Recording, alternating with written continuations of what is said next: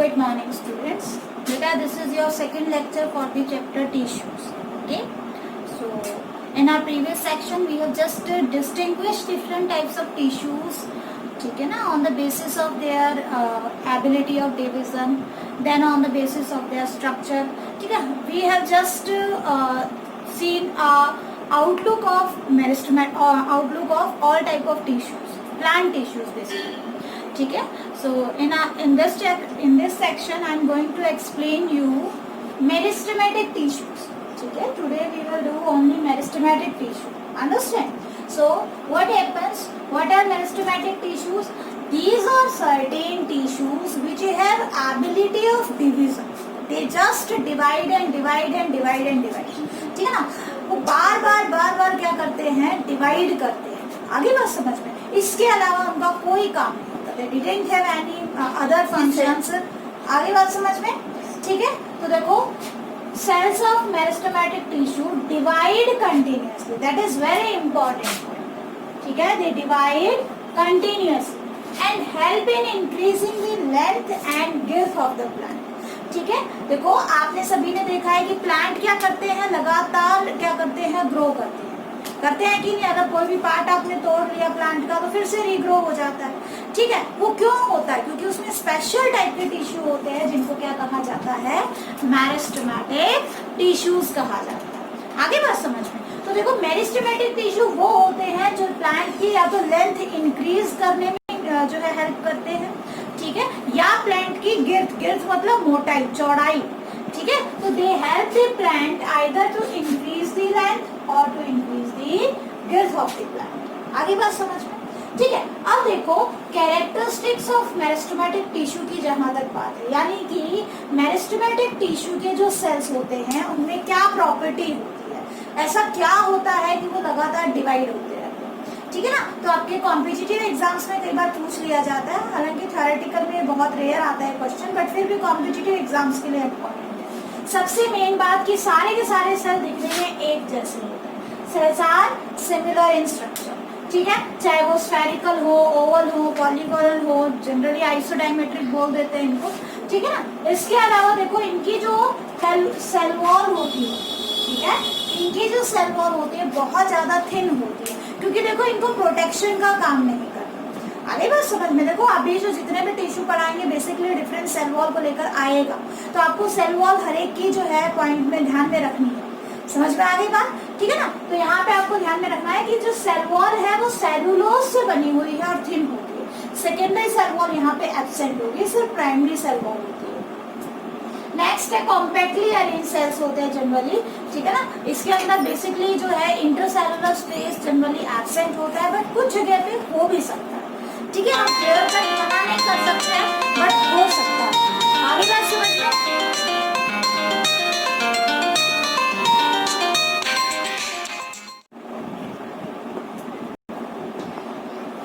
इसके अलावा देखो फ्यू और नो वैक्यूल्स. जनरली देखो इनको फूड स्टोरेज का काम नहीं होता. वैक्यूल्स जो होते हैं basically responsible for food storage, है ना.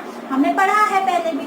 तो जनरली यहाँ पे इनको फूड स्टोर करने की जरूरत नहीं पड़ती, क्योंकि they have to just divide and divide and divide. ठीक है ना. That's why they have few और नो वैक्यूल्स. क्लियर. ठीक है. इसके अलावा देखो जो सबसे इम्पोर्टेंट चीज है जो बेसिकली पूछी जाती है, क्या सेल्स हैव टोटिपोटेंसी. टोटिपोटेंसी का मतलब क्या है, इसको अच्छे से समझ लो. Ability of division again and again. ठीक है ना. बार बार डिवाइड करने की जो एबिलिटी है, ability of cells to divide again and again. ठीक है ना. सेल्स की बार बार डिवाइड करने की जो एबिलिटी होती है उसको हम टोटिपोटेंसी कहते हैं. बेसिकली जो मेरिस्टेमेटिक एक्टिविटी है वो किसकी वजह से होती है, टोटिपोटेंसी की वजह से होती है. ठीक है. हमारी बॉडी में टोटिपोटेंसी नहीं होती, बहुत ही ना के बराबर. ठीक है. लेकिन ऐसे आपने लिजार्ड देखिए ना. लिजार्ड की टेल अगर वहां से सेपरेट हो जाए उसकी बॉडी से, तो दोबारा से रीग्रो हो जाती है. तो वो दोबारा से बॉडी पार्ट्स को रीग्रो करने की जो एबिलिटी होती है that is known as totipotency. Clear. ठीक है. इसके अलावा देखो इनके जो सेल्स होते हैं वहां पे अबंडेंट अमाउंट ऑफ साइटोप्लाज्म मिलेगा आपको, प्लस जो है न्यूक्लियस सिंगल मिलेगा. ठीक है. तो these are certain characteristics of meristematic tissue. अब देखो बात करते हैं different types of meristematic tissues on the basis of their location. आगे बात समझ में। नाउ बेटा on the basis of location, ठीक है, कहाँ पे मेरिस्टेमेटिक टिश्यू होगा उसके बेस पे मेरिस्टेमेटिक टिश्यू कितने टाइप का है, 3 टाइप्स, ठीक है ना। तो देखो on the basis of their location meristematic tissue is of 3 types, apical, intercalary और लैटरल। ये नाम हमने कल भी लिखे थे अपनी टेबल जब हमने बनाई थी, ठीक है ना। अब देखो जो एपिकल मेरिस्टम है, नाम से पता चल रहा है एपिकल वर्ड किससे आया है, एपेक्स से आया है। किससे आया है, एपेक्स से आया है। आगे बात समझ में। तो देखो एपेक्स वाला जो रीजन होता है दैट इज टिप। एपेक्स का मतलब क्या होता है, टिप। तो जब कोई मेरिस्टेमेटिक टिश्यू टिप पे प्रेजेंट हो, किसके टिप पे, या तो रूट की टिप पे हो या शूट की टिप पे हो, ठीक है। जैसे देखो मान लो आपका कोई प्लांट पार्ट है जिसके टिप पे जो प्रेजेंट है, यहाँ बिल्कुल टिप वाले रीजन पे, तो उसको क्या बोलेंगे, एपिकल मेरिस्टम। और बेसिकली क्या करेंगे, ये जस्ट जो है प्लांट की लेंथ इंक्रीज करवा रहे हैं, ये से डिवाइड होते जा रहे हैं और आगे ये पूरा जो एपिकल रीजन ऊपर आगे बढ़ता जा रहा है। समझ में आ गई बात। तो देखो apical meristem present at root tip और शूट टिप, ठीक है, रूट के टिप पे या फिर शूट की टिप पे प्रेजेंट होते हैं और basically responsible for increasing the length of plant. Clear, ठीक है। नेक्स्ट होते हैं इंटरकैलरी मेरिस्टम। इंटरकैलरी मेरिस्टम क्या होते हैं, देखो बेटा मान लो आपके पास ये 4 सेल्स है, ठीक है। अब क्या हुआ, ये 4 सेल ग्रो हुए, इन्होंने डिवीजन किया और आगे चल के क्या बन गए, ये वाले तो पीछे छूट गए और अब ये नए मेरिस्टेमेटिक टिश्यू बन गए, ठीक है। सिमिलरली ये जो है ये अब नए बन गए और पीछे परमानेंट में चेंज हो। होता क्या है कि मेरिस्टेमेटिक टिश्यू जब डिवाइड करता है तो जो नए सेल होते हैं वो मेरिस्टेमेटिक कहलाते हैं, जो पीछे बच जाते हैं उसको बोलते हैं परमानेंट टिश्यू। वो मैच्योर होते चले जाते हैं। जैसे मान लो ये डिवाइड हुआ तो अब जो नए बने ये क्या हो गए, ये हो गए मेरिस्टेमेटिक और पीछे छूट गए वो परमानेंट में चेंज हो जाते हैं, ठीक है, वो मैच्योर हो जाते हैं। लेकिन कई बार क्योंकि उनकी मेरिस्टेमेटिक एक्टिविटी लॉस हो जाती है, वो परमानेंट बन जाते हैं। लेकिन कई बार क्या होता है, कुछ सेल, मान लो ये सेल है, कुछ सेल ऐसे रह जाते हैं जिनकी मेरिस्टेमेटिक एक्टिविटी लॉस नहीं होती, वो अपनी मेरिस्टेमेटिक एक्टिविटी रखते हैं, ठीक है। लेकिन चारों तरफ से किससे घिर जाते हैं, परमानेंट टिश्यूज। इसका मतलब आगे तो ग्रो कर नहीं सकते, तो अब वो क्या करना स्टार्ट करते हैं, वो साइड में ग्रो करना स्टार्ट करते हैं, ऐसे करते। समझ में आया। और साइड में या तो एक नई ब्रांच बना लेंगे या फिर एक नई लीफ बना लेंगे, ठीक है। तो आगे बात समझ में। तो ऐसे टिश्यू जो न्यू लीफ या न्यू ब्रांचेस बना रहे हैं, ठीक है ना, वो कौन से होते हैं, इंटरकैलरी मेरिस्टम होता है या इंटरकैलरी मेरिस्टेमेटिक टिश्यू। प्रेजेंट कहाँ पे होते हैं, नोड्स पे या इंटरनोड्स पे। अब ये नोड्स और इंटरनोड्स क्या है, देखो कोई भी लीफ, कोई भी ब्रांच लेना आप, ठीक है, और उस ब्रांच में एक चीज नोटिस करना। क्या नोटिस करोगे, जहाँ पे कोई एक नई लीफ आ रही है या जहाँ पे कोई एक ब्रांच, नई ब्रांच आ रही है, ठीक है, एक नई लीफ आ रही है तो एक नई ब्रांच आ रही है, वहाँ पे आपको ऐसे स्वेलिंग मिलेगी। मान लो यहाँ पे कोई नई ब्रांच ऐसे ग्रो हुई तो ये स्वेलिंग अलग से आपको दिखाई देगी। ये स्वेलिंग अलग से, नई नई ब्रांचेस जहाँ आएंगी वहाँ पे आप तोड़ के देखना, आप प्रैक्टिकली देख सकते हो इस चीज को, ठीक है। जहाँ पे भी आपको नई लीफ या नई ब्रांच दिखाई देगी वहाँ पे हल्की सी ऐसे स्वेलिंग होगी। एक्चुअल में उस हिस्से में क्या होते हैं, इंटरकैलरी मेरिस्टेमेटिक टिश्यू होते हैं जो स्वेलिंग शो करते हैं। उस स्वेलिंग को क्या कहा जाता है, उस स्वेलिंग को नोड कहा जाता है। क्या कहोगे, नोड। और दो नोड्स के बीच की जो जगह होती है, जैसे देखो ये वाला हिस्सा, इसको क्या बोलते हैं, इंटरनोड। क्या बोलोगे, इंटरनोड। क्लियर। तो देखो इंटरनोड या नोड पे मिलने वाले जो मेरिस्टेमेटिक टिश्यू होते हैं उनको हम क्या कहेंगे, इंटरकैलरी मेरिस्टेमेटिक टिश्यूज। आगे बात समझ में। तो इंटरकैलरी मेरिस्टेमेटिक टिश्यू देखो यहाँ से एक नई ब्रांच अराइज कर रही है तो वहाँ पे उसके बेस पे क्या है, नोड वाला रीजन है, या फिर दो नोड के बीच में इंटरनोड्स है, वहाँ पे जो टिश्यूज प्रेजेंट है उनको क्या कहा हमने, उनको कहा इंटरकैलरी मेरिस्टेमेटिक टिश्यू का। क्लियर, ठीक है। अब देखो क्या है जो थर्ड टाइप, अच्छा यहाँ पे देखो इसमें लिखा क्या है, these are actually apical meristematic tissues which left behind, ठीक है, and give rise to new branches और लीव्स, ठीक है। जो नई ब्रांचेस और लीव्स बनाते हैं। समझ में आ गई बात? प्रेजेंट एट नोड्स और इंटर नोड्स पे या इंटर नोड्स पे प्रेजेंट। समझ में आ गया? ठीक है ना? तो एक बार इसका स्क्रीनशॉट ले लो ताकि मैं इसको आगे करवा सकूं। एक बार इसका स्क्रीनशॉट ले लो ताकि इसको आगे कवर अप करवा सके। थर्ड टाइप के जो टिश्यू होते हैं that are lateral meristematic tissue. ठीक है, तीसरी जो टाइप होती है वो कौन सी होती है? Lateral meristematic tissue. अब लैटरल वर्ड का मतलब होता है साइड में। ठीक है ना? लैटरल वर्ड का मतलब क्या होता है? साइड में। तो देखो तीसरी टाइप जो होती है that is lateral meristematic tissues. ठीक है, अब जो लैटरल मेरिस्टेमेटिक टिश्यूज हैं ये कहाँ पे प्रेजेंट होते हैं? बेसिकली देखो जैसे मैंने यहाँ पे ऐसे करके प्लांट का हिस्सा बनाया था तो उसके साइड में यहाँ पे लैटरल साइड में जो टिश्यूज होते हैं, ठीक है ना, वो बेसिकली क्या होते हैं? लैटरल साइड वाले टिश्यूज होते हैं वो बेसिकली प्लांट की गिर्थ इंक्रीज करने में हेल्प करते हैं। आगे बात समझ में? ठीक है, तो लैटरल मेरिस्टेमेटिक टिश्यूज क्या होते हैं?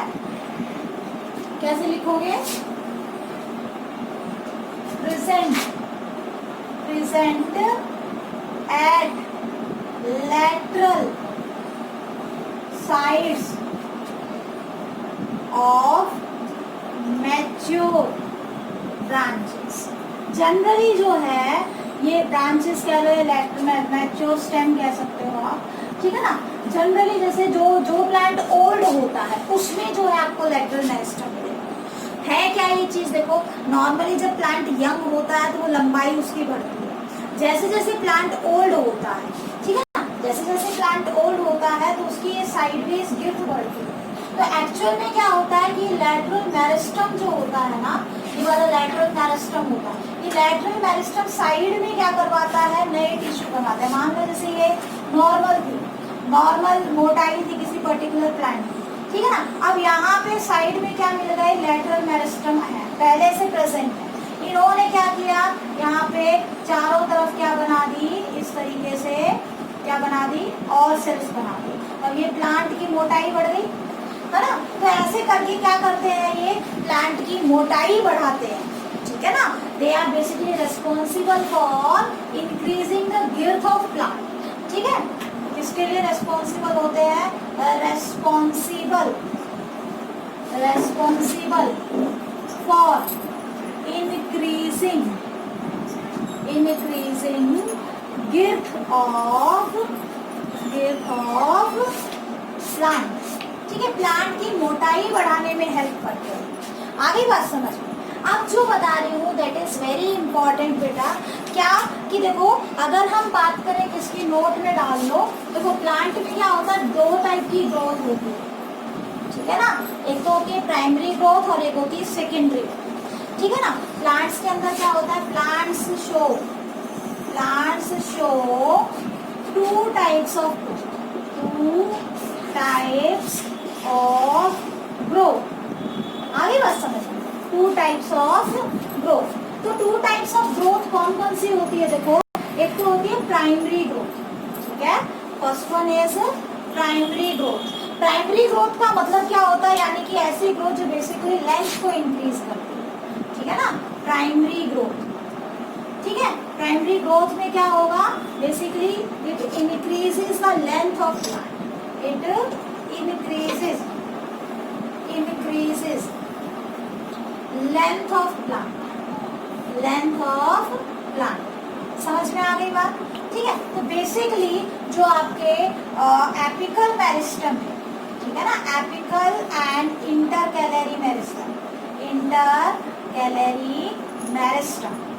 ठीक है, ये क्या शो करते हैं? Show primary growth. ये प्राइमरी ग्रोथ शो करते हैं, प्राइमरी ग्रोथ। लेकिन जब प्लांट क्या करे? अपनी मोटाई बढ़ाए, उसको क्या बोलते हैं हम? Secondary growth. क्या बोलोगे? Secondary growth. आगे बात समझ में? तो सेकेंडरी ग्रोथ क्या होती है? It increases girth of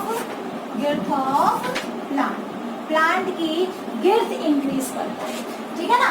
example के लिए जो लैटरल मेरिस्टम है, लैटरल मेरिस्टम, ठीक है, वो क्या शो करता है, इट शोज सेकेंडरी ग्रोथ, ठीक है, वो क्या शो करेगा, सेकेंडरी ग्रोथ शो करता है। आगे बात समझ में। और सेकेंडरी ग्रोथ जब करता है तो एक नया सेकेंडरी टिश्यू बनाता है जिसको हम बोलते हैं कैम्बियम, ठीक है, क्या बोलोगे, कैम्बियम। तो एक चीज और आपने याद रखनी है, क्या, कि जो इंटरकैलरी और एपिकल मेरिस्टम है ये प्राइमरी मेरिस्टमेटिक टिश्यू है जो बेसिकली प्राइमरी ग्रोथ शो करता है, लेकिन जो लैटरल मेरिस्टम है ये सेकेंडरी मेरिस्टमेटिक टिश्यू है जो सेकेंडरी ग्रोथ शो करता है। समझ में आ गई बात, ठीक है ना, फर्क है चीजों में। आगे चल के जब डीपली पढ़ोगे हायर लेवल पे तो आपको चीजें और अच्छे से समझ में आएगी। फिलहाल के लिए मान लो कि सेकेंडरी ग्रोथ के लिए जो मेरिस्टमेटिक टिश्यू रेस्पॉन्सिबल होते हैं वो लैटरल मेरिस्टम होते हैं, और ये क्या बनाएगा, ठीक है, इट गिव राइज टू एक टिश्यू बनेगा से जो है primary permanent tissue, that is cambium, ठीक है। कौन सा टिश्यू बनाएगा, कैम्बियम की फॉर्मेशन करते हैं, primary permanent secondary permanent tissue. आगे बस कैम्बियम बनाएगा, और कैम्बियम फिक्स क्या है, सेकेंडरी ग्रोथ रिप्रेजेंट। इसको हम बाद में डिस्कस करेंगे, कैम्बियम क्या है क्या नहीं है, इसको मैं बाद में और अच्छे से बताऊंगी। बस ये मान लो कि कैम्बियम की फॉर्मेशन, ठीक है, कौन करता है, लैटरल मेरिस्टम करता है, इतना ध्यान रखो, ठीक है। तो यहाँ पे एक चीज नोट में और डाल लेनी है आपने, क्या, कि जो apical and intercalary meristem, intercalary meristem, ठीक है ना, ये क्या है, ये बेसिकली क्या होते हैं, प्राइमरी मेरिस्टमेटिक टिश्यूज। समझ में आ गई बात, प्राइमरी मेरिस्टमेटिक टिश्यूज। और जो लैटरल मेरिस्टम है, लैटरल मेरिस्टम, ठीक है, ये बेसिकली क्या है, दिस इज सेकेंडरी